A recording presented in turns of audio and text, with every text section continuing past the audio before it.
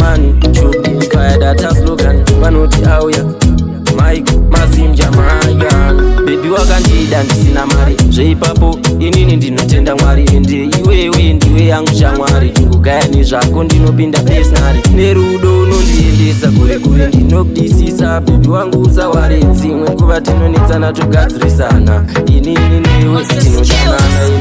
Ndakuita Mukwasha. Handina kungoti ndiri shasha.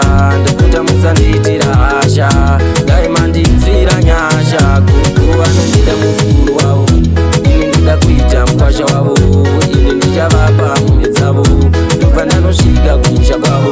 Thank you, I love you. No matter what, I will never leave you. Vigudo vakada kukunetsa ingoti ndina someone anonzi Hensoman. Mwana iwe ndiunesaura. Ndikazagurura nemwe ndazviomesera. Mai mwana semuti unobvira. Usagaye ndiri kukunyepera. Ndapota usazova wandirwadzisa. Unondibhilivhisa zuva nezuva ndokufunga umwe wangu. Baby unodiwa nemwoyo wangu. Ndiwe unounza mufaro wakuita Mukwasha. Handina kungoti ndiri shasha.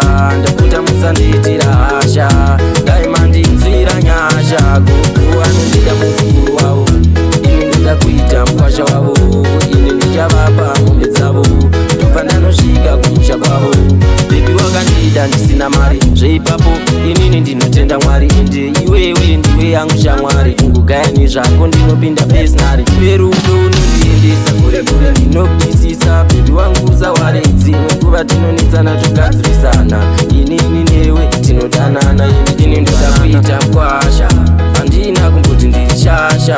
Ndapota musandiitira hasha. Ndaimandinzira nyasha. Gugu anondida muzukuru wavo.